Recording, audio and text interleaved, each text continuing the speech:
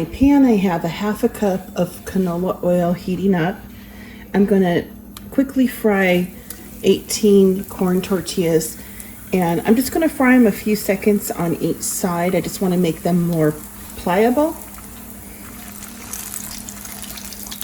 It's not going to take very long at all.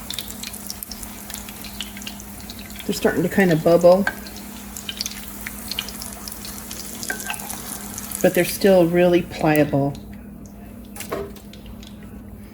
Let me finish the rest of these corn tortillas and I'll be right back. I went ahead and I cooked all of the tortillas for a few seconds in the hot oil. I have them cooling down on a sheet tray now. In the same pan that you cook the corn tortillas, you'll find that you have a couple of tablespoons of oil left. We're going to leave that in the pan and make an enchilada sauce. I'm adding a tablespoon of onion powder, garlic powder, cumin, 2 tablespoons of a Guajillo Chili powder. You could use a California chili powder, New Mexico chili powder, whatever you want. I have a pinch of cayenne, 2 of the Knorr chicken bouillons, and then 1/4 cup of flour. Everything's going to go into the frying pan. We're going to cook it for like a minute or so. All of the spices are getting very fragrant. I'm adding 8-ounce can of tomato sauce.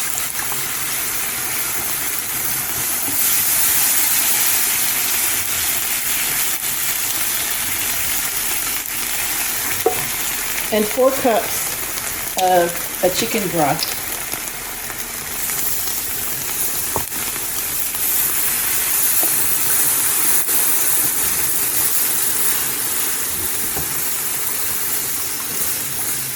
We're going to stir this until it comes to a simmer and all of the lumps get out of the sauce and it's smooth. This has come to a simmer and I've simmered it for a minute or so. I'm going to turn the heat down to low and just let it keep cooking, stirring every now and again. I have a 13 by 9 inch pan here that I'm going to take a couple of scoops of the sauce and put it at the bottom of my pan, just like that. Now, one at a time, I'm going to take those corn tortillas and just dunk them in the sauce, put them on a little saucer like this.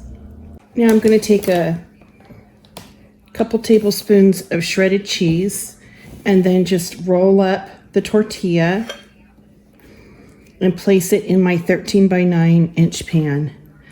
I'm going to continue to do that with the rest of the tortillas.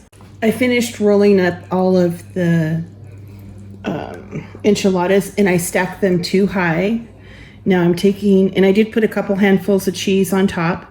Now I'm taking the rest of the enchilada sauce and just covering the enchiladas.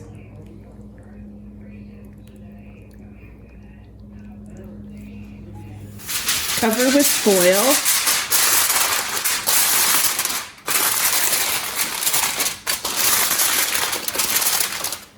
And place in a 350-degree oven for about a half an hour.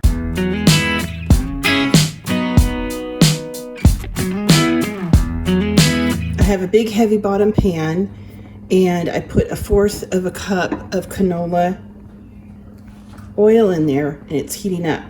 To that, I'm going to add 2 cups of a long grain rice. And over the next 7 to 10 minutes, I'm going to keep stirring this until it gets browned. And it's something you don't really want to walk away from. You want to stay here and keep an eye on it. But this step right here is what's going to make your Mexican rice really fluffy and not sticky at the end. So it's so worth it. This is the tip I have for you when you make Mexican rice. Brown up the long grain rice. This is looking really good. You can see how brown it's gotten without burning. I'm adding an 8-ounce can of tomato sauce and it's gonna bubble up on you. Give it a big stir. Then add 4 cups of water.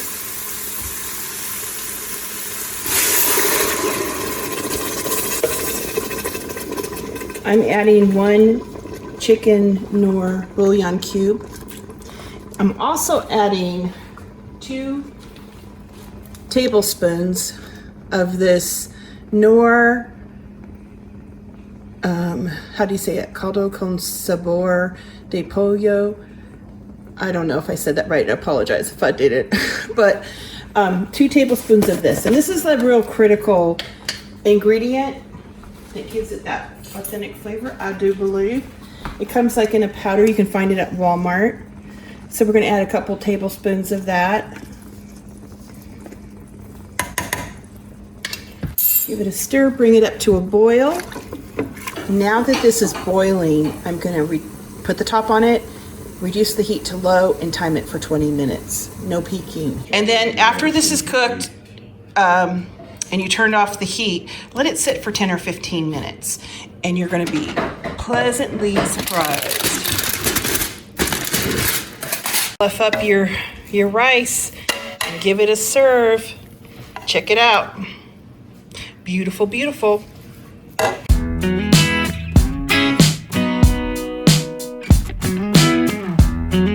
In my frying pan, I have 4 tablespoons of butter, a small onion, 1 large clove of garlic minced fine, 4 ounces of a canned diced tortilla, and I added a jalapeno because we like our beans a little spicy. If you don't like them spicy, leave it out.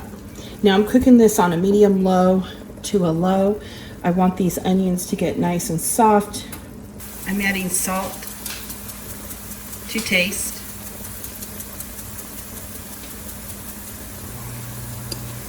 And you can either add a pound of cooked pinto beans, or if you purchase them in the store, the equivalent to 2 quarts of pinto beans drained.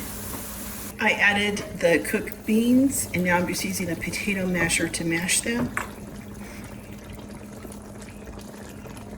And I'm cooking it between medium and medium low.